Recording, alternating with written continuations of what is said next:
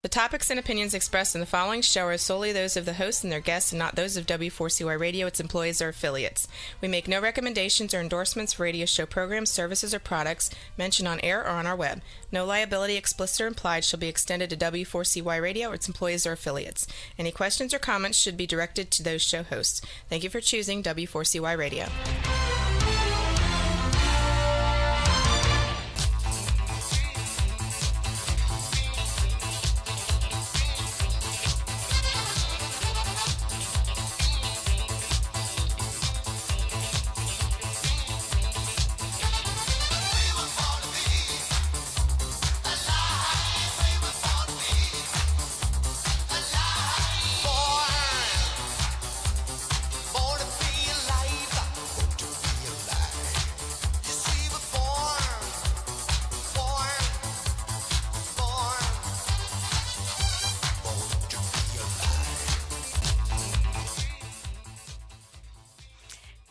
Good morning, good afternoon, good evening, depending on where you are listening. As you've probably picked up from the accent, I'm recording live from Australia and you're listening to Until Now with Rosie Pekar. And for those that can't spell that, that's P-E-K-A-R, or phonetically, Papa Echo Kilo Alpha Romeo. Yes, I come from a background previously as a former law enforcement and investigations, turned now feel-good facilitator. And that's my purpose with this program until now.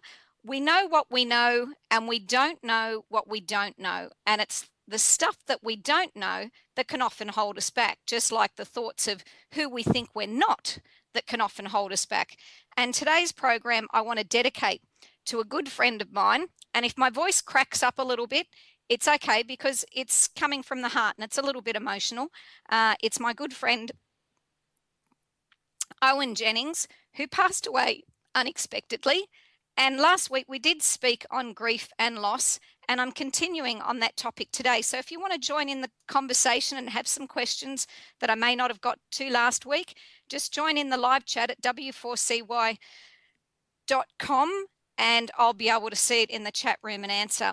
Now, for me personally, in speaking in respect of Owen, his funeral is today, and it was the gift that I got to give to his boys and his families. We'd done some recent footage for a film project, and I have this footage now to pass on of him sitting there laughing and happy and very lighthearted, which is the way we want to remember those that have gone on. Now, obviously, when it's at a time of trauma and stress and distress, being able to laugh lightens our load immensely. And the one guarantee we've got is no one's going to get out of this life alive. You know, that much is a fact, that together with our taxes. And with Owen passing unexpectedly from a sudden heart attack at the age of 58, they say the first sign of heart attack in 30% of cases is sudden death. So he didn't get the opportunity to make a lifestyle change that those listening today have got the option to do. Now, they say that thoughts create our reality, which I agree wholeheartedly to. However, when we have thoughts, we generally tend to have another reality alongside those thoughts, which is our feeling reality, our emotions, and the way that we chronically tend to wake up every day. So how he basically within this mindset of looking at our thoughts and how they shape our reality, people tend to think, oh, okay, well, I've got to go out and do lots of positive affirmations. I've got to look at myself and tell myself in the mirror, I am wonderful, I am amazing, I'm incredible, I am awesome.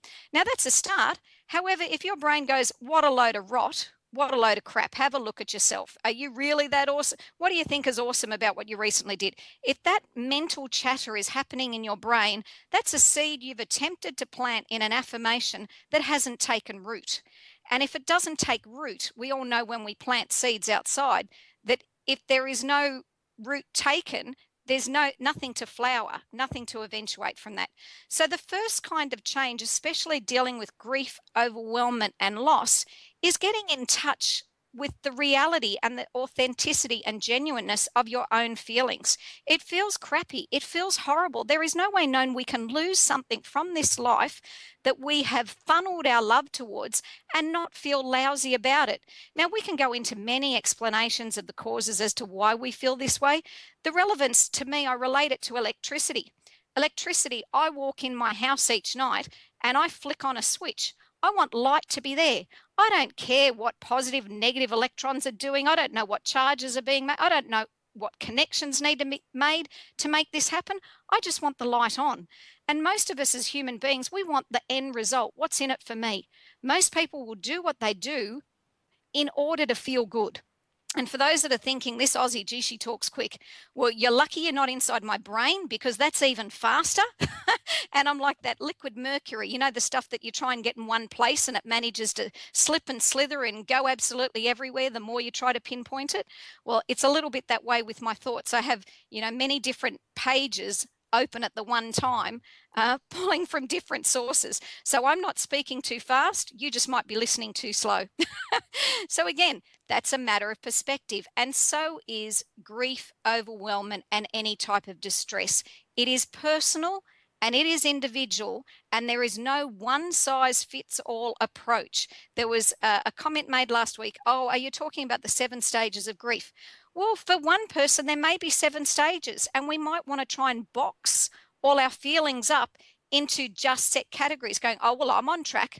I am getting better. I've gone from depression and apathy and couldn't give a toss about anything that's happening in my life to now being really, really pissed off and really angry and really ropeable that this has happened. That, funnily enough, is an upgrade. That is transitioning from one state that really doesn't work well, because sitting on your butt gets you absolutely nowhere in life. And it is almost as bad as that butt in the head, but that's not with 2 T's. That's the butt with 1 T. And it's my Aussie acronym for bloody useless thoughts. The more we say, I could do that, but, and whatever follows after it has automatically negated the first half. And that's why I call it a bloody useless thought. So it's learning and understanding. I mentioned last week's episode that there's a 4-part process in order to elevate our own feeling states, irrespective what circumstances are happening around us. And most people will want to go out there and change everything that's happening around them. You know, they spend lots of time in order to change their partner so their partner comes back to them. They work even harder in their careers and jobs so that way they stay at the top of their game and they're not sacked or downsized. You know, they spend a lot of effort and energy eating the correct foods, going and exercising, you know, for long periods at a time in order to have that external appearance that they want. Nothing outside of you is what is going to impact and affect you as much as what's inside of you. It's your internal reality that makes all the difference. So, for example, if I said to you now, if I gave you the quote, life is, what would your answer be? For some people, their reply would be, you know, and you hear it in common everyday conversation, life's tough, life's rough, or life sucks, you know, suck it up, life's a bitch. You know, that sort of statement of a generality of what life is being boxed into that category, and you want to feel good, and that's what you're talking about over and over again, and you're collecting and gathering around other people that are using that same language. Yeah, mate, life sucks. Isn't it shitty? Isn't it terrible? And this is what we've learnt and we've been conditioned with. You know, look at the people that you grew up with in your life. You know, when you listen to them, and coming up to a festive season, you have Thanksgiving there in the US. We don't celebrate that in Australia. I like to think Thanksgiving is any day that I'm able to get out of bed and take a breath. That's what I give thanks for. That being around these family members and friends and listening to their dialogue, just take 5 minutes out this upcoming holiday and just have a listen to the banter and the chatter.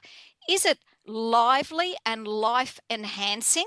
Are they talking about the great stuff that's happening in the world? Are they talking about the amazing and incredible and astounding things that happened recently that are just so unbelievable to listen to? Or is it more that run-of-the-mill, all the problems, the dramas, the dilemmas, the challenges, the blah, blah, blah, blah, blah. And it's an ongoing, I call it a verbal vomit. And I prefer not to have it at my dinner table. But again, matter for yourself. The way to do it is a pattern interrupt. And I use 2 words. Actually, I had to recount there. Maths, I did pass. There's nothing going to be successful about this. I use a pattern interrupt of the words of saying, what's good about that? So if they're going to dish up and serve up to me a lot of problem, dilemma, difficulty, I say, what's good about that? And then they challenge me. They say, well, Rosie, you obviously didn't hear me. Absolutely nothing's good about that. Didn't you hear? I was saying that, blah, blah, blah, blah, blah. Whatever that verbal vomit is. And again, I say, but if you had to find something good about that, what would that good bit be? Rosie, are you nuts? Have you gone loopy? What the hell are you drinking? I want some of it. I want to get your rosy outlook. No, they don't want my rosy outlook. They want to stay in anger, rage, frustration. That's where all the fear exists. That's where all the limits exist. And that's where all the buts exist. And the more people that support them in that position where they can feel powerless, the better. Now, do we want to do these things to ourselves? Hell no. There is not one of them that would want to be feeling lousy, want to be feeling discouraged and disheartened in life. However, we have accepted this as a normal operating state. We've accepted these chronic conditions. I do a lot of public speaking and keynotes around the globe. And it's funny, I notice a big difference between the mentality in the East and the mentality in the West. In the East, they automatically come from a more heart-centered purpose and focus. And again, that is exceptionally valid because even now, science and the medical industry is starting to understand the value and the importance of our heart. It is 5,000 times more electromagnetically powerful than our brain, for starters. So there's a good heads up.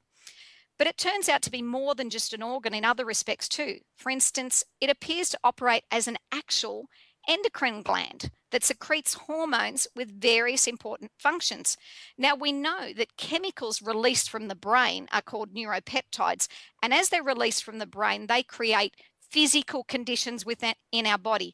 You don't need to know physiologically what the names of those conditions are. We're going to keep this really simple. I'm an ex-cop after all. It's like I look at something and I say, is it good? Is it bad? Does it feel good? Does it feel bad? Really simple stuff here, not rocket science. So whatever chemicals are released in our body, they either make us feel good or they make it easier for us to feel bad.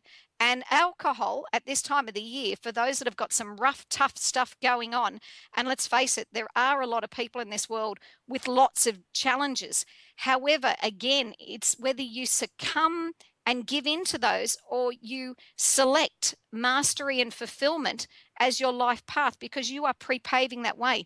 Viktor Frankl, who was a famous prisoner of war that was held in a Nazi concentration camp, and he wrote lucky I'm a professional speaker. I'm going to get this word out. Existentialism was written quite a while ago, but it was understanding about man living within the world. Now, Viktor Frankl was surrounded in the most dire, inhumane circumstances that I would never wish anyone to experience in any reality. And at that time, he was surrounded by many people that were saying to him, look at your circumstances. Look at where you are. You're in prison. Everyone's dying around you. They're starving to death. They're being murdered. They're being tortured. Face facts. Look at reality. And I hear this in many different versions from different people. And generally, I hear it from people that have got a great deal less life experience than I have. I've traveled the globe extensively. I've been in disasters where over 200,000 lives were lost in one fell swoop. I've dealt with the people that have been in those circumstances, and I've found so much inspiration and motivation from those people living those realities. And Viktor Frankl himself said, it's not what exists within a man whilst he's alive. It's what dies inside him whilst he's alive that makes all that difference. He understood that he had to keep alive within him all that fulfilled him, all that made him feel good. And that's what he did. He was able to keep focused on, I believe he was from New York previously, and in being from New York, he was had a lady love there that he would fantasize about, literally. And he would choose selective memories. And I say that I use an ROI plan, a return on investment, of how I use my mental space and place, that grey matter upstairs that's more than a decoration. And that ROI stands for I can remember, I can observe, or I can imagine. They're the three ways I can use my brain, that faculty there. So he was choosing to remember past times with his loved one that made him feel good and wonderful, whilst he was amidst a present reality that was dire, devastating, and extreme, that words fail to be able to convey the depth of his difficulty. So he was able to remember past times that made him feel good. He was able to ignore what he was observing in his reality, because focusing on that and adding the energy of feeling lousy about it was not going to change his moment by moment reality. What he understood was the reign of his brain and his heart, connecting the two in being able to find a way to feel good. And he utilized his imagination, which Albert Einstein, the smartest man of the last century, stated very clearly: imagination is more important than knowledge, because imagination is what leads us to connect to our own intuitive source. Now, intuit simply means within us. So every single person walking the planet has access to this. No one is denied it. And tuit simply means to know. I feel like that Greek guy on, what's his name, Zoulos, on the Greek wedding. It probably was a Greek word somewhere along the way. But intuit just means inner knowing. The more we can access our own inner knowing and learn to listen for ourselves and not give our power outside of ourselves by what we're observing in our present reality, the more we're able to make moments really matter to us.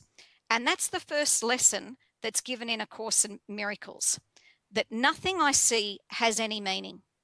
The only meaning, as the Course continues, goes on from that early stage to state, is what I give to a thing. So everything that you look at has no meaning other than the meaning you personally give to it. One meaning that you give to it is what another person on another side of the country, in another part of the world, could give an entirely different meaning. Now, the Course of Miracles book is a channeled book. It's a group of intelligences that wrote it, and it's no lightweight. You know, at worst case, if you're not able to follow it, you can use it as a great doorstop. It is massive. And I'm quite sure that online, if you research this information, you'll get it. But I also share at kickbutt.com.au, and that's kickbutt with one T, because I'm about the bloody useless thoughts. Much audio and many articles in order to get your brain on track, get it connected to your heart, and understand these powerful processes that you have got available to you at your fingertips. Literally, it's that close.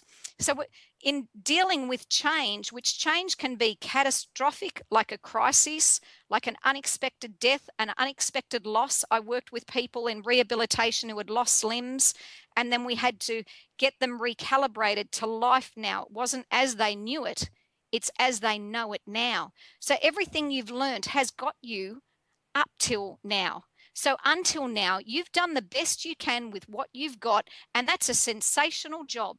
Because if you look around, those people that have been with you since the get-go for your first 3 to 5 years of life, they were doing the best they could with what they had. And I don't think there's one person walking the planet that I give an A+. You're doing a sensational, stupendous job of it. We all have failings in different areas and different ways. And I use that word failings because that's what people identify with. It's not something I believe in. I only believe in results. Results you want or results you don't want. So when you have results you don't want, that's what others might term failings. For me, they're indicators. They're indicators that I'm back onto my old previous conditioning that's not working for me. I've bought into my old processes. Now, those of us that are, older than the mid-30s, we'd remember a thing called records. And records has a little groove on them. And it is a recording of the past played in the present. That's all a record is. So when you put that little needle onto that record, it would represent in the present what had been recorded in the past. And we do this ourselves. We are pre-recorded programs of all those with good meaning intentions that have been around us from the earliest stage. The good news is once you get to adulthood, you get to change the formatting, change the programming, change the drive. Right now, let's see how you go with your own programming. Wherever you are right now, unless you're driving a car, I'd like you to just fold your arms. If you're sitting in traffic, you can do it, but not whilst driving. I won't be an excuse for that, officer. But sir, I really was. I was just listening to the radio program. I had to do as she told me. No, it won't work. Cross your arms, make sure they're tucked under, take a look down and see which arm is folded over the top. Okay, whether it's your right arm over the top or your left arm over the top. Okay, now that you've done that, release your arms and now just fold it the opposite direction. Does that feel comfortable and easy to do? Were you actually successful in being able to do it? You know, for most of us, just a simple act of something we've always done one particular way and introducing the smallest of changes is like, huh? Hang on, doesn't compute, doesn't quite work that way. You know, if you're able to do that, now see how you go licking your elbow. Now, I laugh at this one because there actually will be people that are licking their elbow. They say it's something you can't do. And as we're told we can't do something, brain doesn't hear that word can't, which is a good thing. So most of us will somewhere along the line try and lick that elbow. And there will be those, again, that make the impossible possible and are actually able to do that. So understanding that we, through observing our feelings, are able to make better decisions for ourselves. And I've started this program always by selecting a card from the Esther Hicks program that is, again, channeled information via Abraham. And you may think, why is this woman who's an ex-cop interested in stuff that's channeled or medium or from unseen elements? The reason why is because 96% of our entire universe and world is unknown. Everything known has emerged from the unknown. So I love delving into the unknown and looking at the unexplained and the unusual and seeing how it works within my life. Now, I mentioned before, don't give your power away to another. It doesn't mean go rushing off to see psychics and clairvoyants and say what's happening in my life. If you enjoy to do that and it's entertaining and enhancing your current experience, go for it. If it is dire, doom, terrible, it might be something you want to possibly look at, but understand being psychic is not being spiritual. Being spiritual and developing your own internal knowing and your internal access and your understanding and awareness from that will automatically enhance your psychic abilities. However, we don't get distracted by what's psychic. We're distracted by what enhances our life and enhances those of others around us. So in drawing this card today, the quote is, "It is not my role to make others happy." And I think a few people hearing that go, well, thank crud for that. I really didn't want to make them happy anyway, because they have made me happy for quite a while. It's like, once we understand that it is not our job to change everything outside of ourselves, to smooth out all the lumps and bumps, and as women especially, we tend to do this. We want to make our relationship becomes our recent project. You know, everything has to be tick the boxes, you know, fulfill the right agendas, put it in context, how it works in your life, instead of just enjoying in the moment. And the more that we become aware that it's not our job to make others feel good, that this is absolutely nothing to do with us. We came here to live our life and live our life authentically and empoweringly. Our own ideas are just that. They're ours. Our thoughts are just that, ours. Our words are just that, they're ours. And our actions stem from them.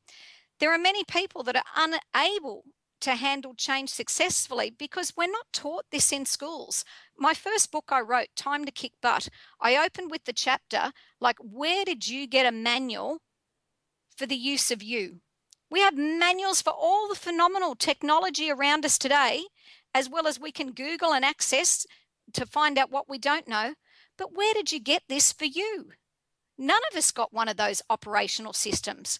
So in order to develop a working model, we need to seek those that have got the results that we want. As we find those that have got the results we want, that can provide us with a template, but it's no guaranteed template. For example, Oprah Winfrey has made a lot of money through being a star personality, her own persona. Now, Bill Gates is the opposite to Oprah Winfrey. That's not how he's made his money. Ray Kroc, who has made his money through his chain of McDonald's, has made his money through systemizing a process that other people can copy. Completely different models yet again. So it's being authentic and true to you, as in what enhances your life, what makes you feel good, where do you find success easily and effortlessly, and follow this flow. Last week, when I shared the 4-part process, I said the more we develop the ability to appreciate, give compliments, give them authentically and genuinely, to accentuate what's working in our lives and really talk that up. You know, tell a sensational story. Don't talk about where you've been. Tell about where you're going, what you're doing, what's exciting and enthusiastic and driving you. This is your inner life force.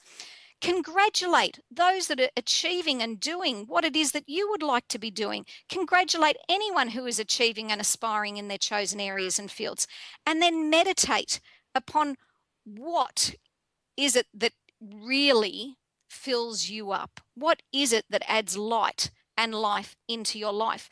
Now, at times when we're overwhelmed with grief and difficulty and challenges, and it's life no longer as we know it, because we've lost a critical part of what we've gotten used to and we've expected day to day, those steps may be beyond our reach. It's sort of like when you're in the midst of depression and apathy, or in absolute rage and turmoil. You can't reach for joy and well-being, you know, unless you're bipolar or on some serious meds. You know, it's beyond our frequency range. You know, you haven't got the right passcode to access those areas. And a passcode is a change in frequency. And we change this frequency by what we repetitively practice. It is a chronic state of being. It's what we are contributing to on a daily basis. It is what we are accumulating and amassing. It's like the deposit we're putting into a virtual bank. That virtual bank is called you. And it's what you get to withdraw upon. If you haven't put it in, you're not going to get it out. And people look to their reality going, when am I going to win lotto? When is Mr. Wonderful going to walk through the door? When am I going to get that up that raise in my position? When? Why me? Why is this happening? They're not understanding that. Are you contributing to this feeling state in a way that empowers you?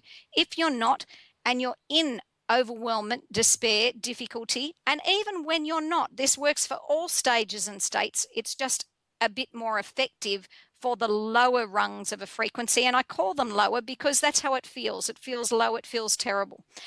The first priority is to ask. If you don't ask, you don't get. You might say, Rosie, who am I asking? Am I asking my mother, my father, my brother, my lover, my uncle? Who is it that I should ask? Just ask. It's not a who. It's not a what. There is an inner influence that we all have access to. It's available to absolutely everybody. As I mentioned before, with this heart that operates as an endocrine gland that secretes hormones. One of these hormones, it's called atrial natriuretic factor. Okay, now that term means nothing to me. What is important to me, it significantly influences the state of our body's blood vessels, our kidneys, our adrenal glands, and a number of other regions in the brain. So it is really important in order to make us feel good, because it secretes a hormone called oxytocin, which you've probably heard about when people fall in love. That's the hormone that they're secreting. It's a bonding hormone. It helps us, you know, as new mums to bond to our infants, etc. It doesn't mean that we require the chemical in order to feel good. Once the chemical is within us, it is easier to feel good. We can trick our bodies via the use of our mind and our brain when our feeling states aren't up to it. For example, right now, I want you to use nothing other than your mind and imagine that you are biting into the most sour, bitter lemon. Now, really, for some of you, it'll only take the words, but as soon as you imagine it, your mouth, your saliva will increase. It will start to salivate. The reason why is your body doesn't know the difference between what's real and what's unreal. And that's really important to us when it comes to stuff that's real that we really don't want, that's really difficult, that's really heavy, and that's really hard. Because that doorway between real and unreal, that virtual doorway, swings both ways. So we can make what's real unreal, and we can make what's unreal very, very real. And I'd rather go for the stuff that's unreal, that's out of this world, that is my ideal, and make that very, very real. For those that are just tuned in, you're listening to W4CY Radio on Until Now with Rosie Picard. Now, remember to like me on Facebook at Rosie Picard. You can also join in on Twitter or connect on LinkedIn, and you can subscribe free at my website, which is www.kickbutt.com.au. If you don't have the AU for Australia, you're going to someone else's site, and I've got no idea what you're going to receive there. There's also lots of other audio and articles that you can listen to at your own leisure, completely free, together with many other books that I've written. Interestingly enough, at school, I actually failed in English, and yet I had 2 publishers interested in my very first book, which was written 15 years ago. I've since written another 4 and in the process of my 5th, and speak globally around the world about more ways to feel good and less ways to feel bad. Now, understanding that it's our internals that get externalized. So if we've got internals, we've got chemicals, irrespective whether they've been manufactured by our hormones or it's manufactured by our mind that then releases hormones that feels lousy, those internals soon get externalized. It's externalized as road rage, as domestic, as arguments, as instability, as irrational thoughts. And you see a lot of this behavior. You know, with the holidays coming up, I expect you're going to see a lot more. And we've recently had the supermoon, and while everyone was taking lovely photos of the moon and sharing it, of which I was one of them, I was feeling sorry for all the boys and girls in blue, having been one, because that's when people really do become lunar ticks. They go crazy. And you see it evident when you work in those positions. So if you have these internals operating, the first strategy is to ask. Ask for help. Ask it quietly, silently. Ask in whoever or whatever that you believe in. I know there is a power in me that brings peace and love and serenity. Some call it God. Some call it universal life force. The word doesn't matter. It's the peace and the love and the serenity that does. It's bringing you calm from a storm. That's what matters. If you are using language that doesn't support and enhance you, that life is tough, life is challenging, life sucks, life is hard, any of that language, identify it now and make a choice for your own success, well-being, and betterment to simply replace that, trial it. Life is sweet. Life is magnificent. Life is amazing. It's awesome. Life is incredible. Life is terrific. Life is fantastic. It's phenomenal. Or as President Trump would say, it's a juggernaut. It's the language belies your belief. It lets you know what have you got pre-recorded, what have you got stored in. It's not to beat yourself up that, oh crap, I didn't realize I had all that stuff in there. I hear some of my language coming out parroted to me from my young son. And they're great because they identify this really quickly, and they're the first ones to repeat back to us. Like when I'm having an ordinary day and I'm less than Rosie, my son will be saying to me, remember, Mum, your thoughts are creating your reality. Change your tune. And I'm like, come here. I want to kill you. However, what he's saying is the truth. It is my tune I'm playing, yet I'm expecting from outside of myself a different tune to come on. The level of mastery acquired is not so much to do anything special. It's to allow what is natural. Naturally within our bodies, we have a state called homeostasis. This is where our bodies will work to change ourselves back to what's optimal functioning level. If we stop doing whatever it is that stops that optimal functioning. For example, if we're worrying, if we're overthinking, if we're overfeeling and being overwhelmed, that's running a level of chemicals and neuropeptides that release and create a condition known as psychoneuroimmunology, which is chronic thoughts, chronic state of being that is letting us know that we have got crud happening in our system. Oh, thank you very much. I just read a comment that means you teach him well. He is wise in his years. He is. But I got to tell you, he's more internally connected than I've been. I am seeking an enhanced internal connection, and I'm deliberately utilizing what works to get that. He has this automatically. He's like that pianist that can go to the piano and play phenomenally the first time he visits it. It's like a super kid for intuition and spirit. And when I think I told the story last week that when one of my loved ones passed away years ago, and she was like another mother, and I was reading the card that fell out unexpectedly from her funeral service from a Christmas card. And as I was reading it, I realized she died.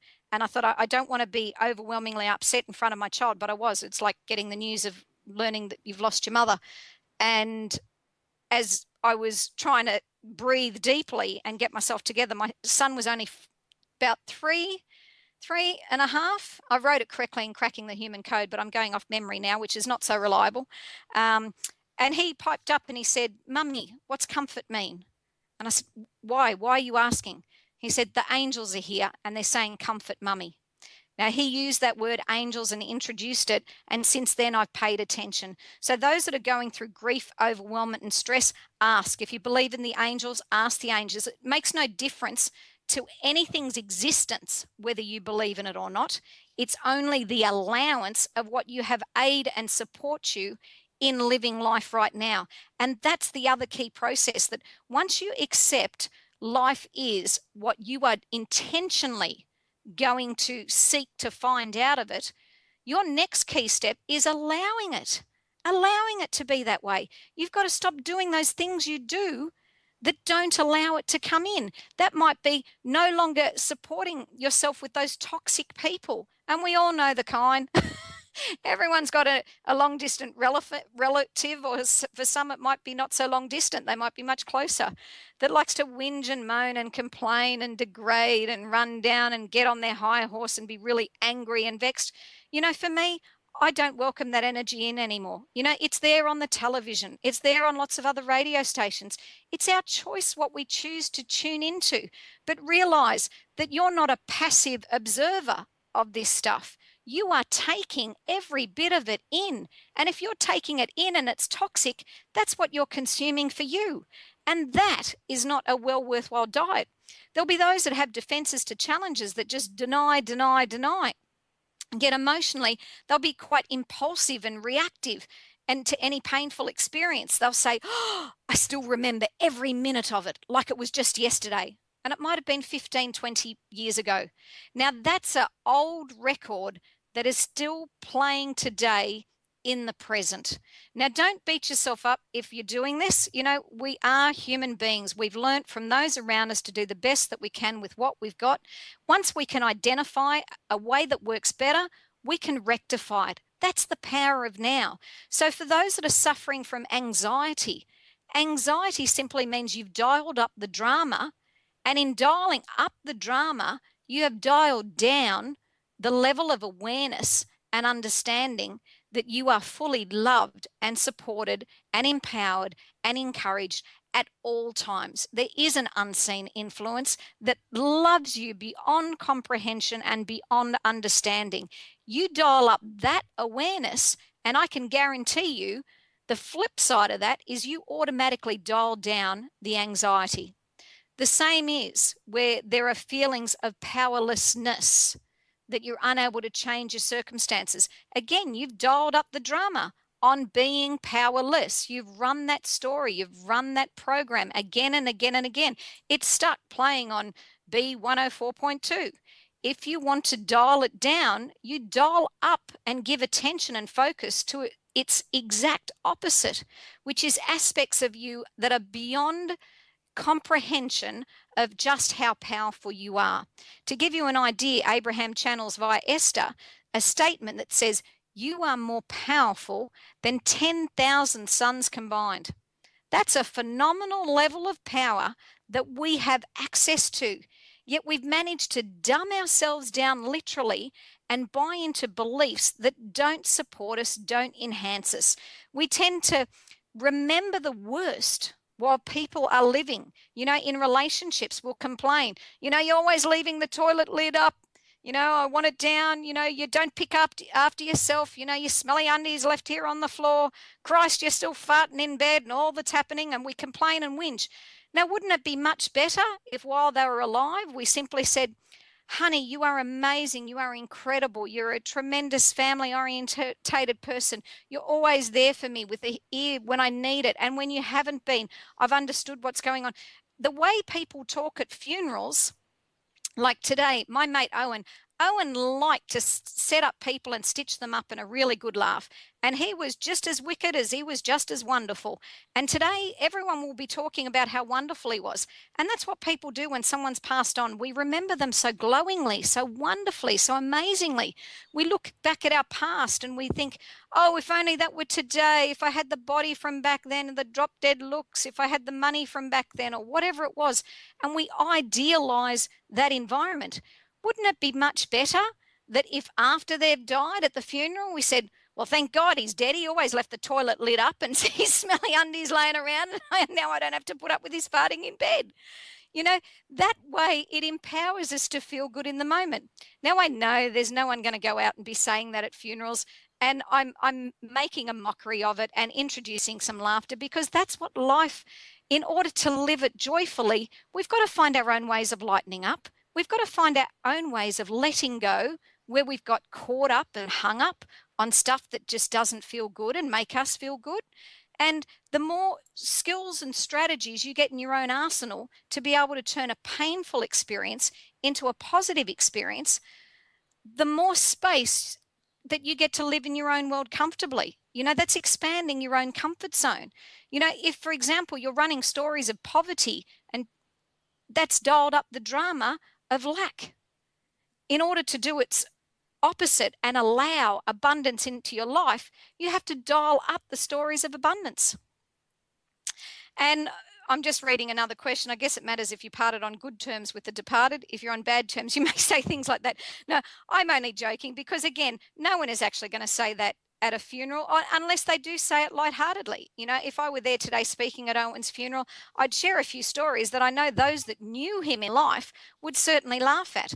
However, I've also got that intuitive inner knowing that he's sitting there center stage, grinning from ear to ear and absolutely proud as punch of all those people he called his own, his family and his friends, that he's so proud and pleased of.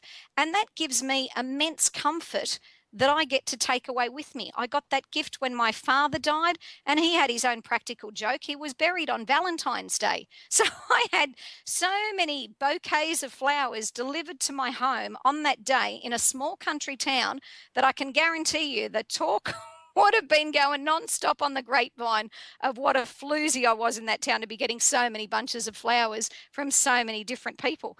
The thing is, they didn't realize that they were actually funeral flowers. So that was Dad's way of one-upping, because when my mother passed, it was a week before Mother's Day. And again, it's very challenging to feel good about losing someone you love, which I love my mother intensely. And she was phenomenally, powerfully stoical woman in her own right, from the world that she had come from, living in several different countries and learning several different languages at a time of war and great difficulty of lack and hardship. Yet she managed to make everything a gift, in the sense of that if I picked a pebble out of the garden and gave it to her, she would be so pleased, and her very energy from her heart and frequency was like, "Wow, you gave this to me. This is a gift for me," and would feel wonderful about it. So again, things only have the meaning that we want to give to the thing. If the thing feels lousy, I can only strongly recommend that you give it a new meaning. You find value in the things that are around you all the time. The first thing and most important thing that you give meaning to is yourself. As you see yourself in the mirror, see yourself as you love and admire and truly and genuinely respect yourself. There's much that you've been through to get to this point. There's much that many people will never become aware of what you've done and what you've experienced. We don't know what we don't know. When you sit traveling on that commuter train and you're looking at that gentleman that's sitting there ignoring his 3 unruly children that are running up and down and being really rude and obnoxious. And as one person taps the man on the shoulder to say, "Hey, buddy, you're not being a good parent, control your kids." And he turns around and he says, "Oh, I'm sorry, we've just left the hospital. My wife's died and I'm not yet sure what to say to them." All of a sudden, now we have compassion for this man. We see those same children running up and down, being unruly, supposedly obnoxious. And now we have a different perspective. We now have allowance. So allow yourself some acceptance and some allowance into your own life for realities that have occurred. And take it moment by moment. You don't have to worry about how you're going to feel tomorrow.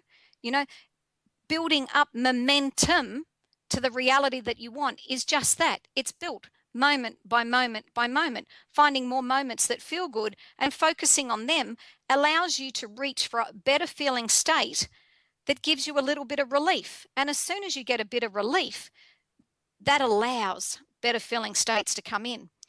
George Burns was asked, what was the key to his old age? And it was a simple answer: keep breathing. And breathing is a gift every single one of us walking this planet has been given. And it is also a tool and a strategy for centering us in times of difficulty.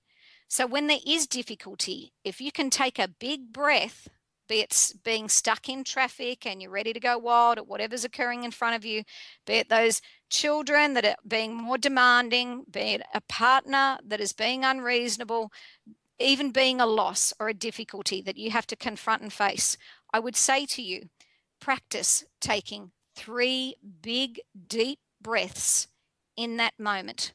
And in that moment, as you center yourself, you give yourself the gift of allowing what's going to come next. What am I becoming? Am I becoming more, again, of what I've always been and what I was? Or am I becoming something that excites, delights, and inspires me? And that is a powerful choice in the moment. Remember, those internals, they get externalized. I did a presentation in front of with WorkSafe Victoria, and it was in front of a whole lot of former police officers and detectives. And I thought, yay, my breed. I haven't been around them for ages. This will be really easy. And funnily enough, I actually found it quite difficult because I was no longer that same frequency and that same energy. And all what I was sharing still seemed too airy-fairy for them, for their reality. And at the time, because I had a killer migraine, I hadn't grounded it as well as I could have to make it more acceptable. And one lady commented later and said, "Oh, I found your stories a bit disingenuous." And I thought, well, isn't that interesting? You're in a career of finding people disingenuous. So it's not surprising you find me disingenuous. It's not the externals, what's around us, that makes the reality. It's what we bring to it that creates the reality. So finding more ways to feel good and less ways to feel bad will enhance you moment by moment by moment to build upon success strategies that work better for within your life. Now, Dr. Zeus has a really good quote that I'd like to share here. He says, "I learn there are troubles of more than one kind. Some come from ahead, others come from behind. But I bought a big bat. I'm all ready, you see. Now my troubles are going to have trouble with me." So I'd like to think that you now have troubles with me. Not me, as in you, me. Different me. So for those that have enjoyed today's program, next week I'm looking forward to having Gail Warwick on, who is an intuitive of an exceptional category. That's the good fortune of what I've got access to. One psychic who stars on a TV series alongside police to solve murders. This psychic was a pharmacist in pharmaceutical care who discovered another means in order to create well-being. So make sure you tune in to W4CY Radio next week. In the meantime, you can head on over to kickbuttwith1t.com.au to find out more about me, Rosie Pekar. Pekar, for those that are unable to, I've had some that have gone across to another person of similar spelling, but she's an American. So if you get that one, you haven't found me. And finally, on closing with Abraham's quote, "It is not your role to make others happy. It is your role to keep yourself in balance. When you pay attention to how you feel and practice self-empowering thoughts that align with who you really are, you'll offer an example of thriving that will be of tremendous value to those who have the benefit of observing you. You cannot get poor enough to help poor people thrive or get sick enough to help sick people get well. You can only uplift from your position of strength and clarity and alignment." So for today, practice that allowance, practice that acceptance. Remember, life is what you're going to make it. And if you're going to make it sweet, magnificent, amazing, engaging, and awesome, then I would strongly suggest that you start utilizing those words. Those words can be weapons or they can be wands. Make them wands in your reality today, and remember to accentuate as you appreciate and congratulate all those that have gone before you. Until next week, you've been listening to Until Now with Rosie Pekar.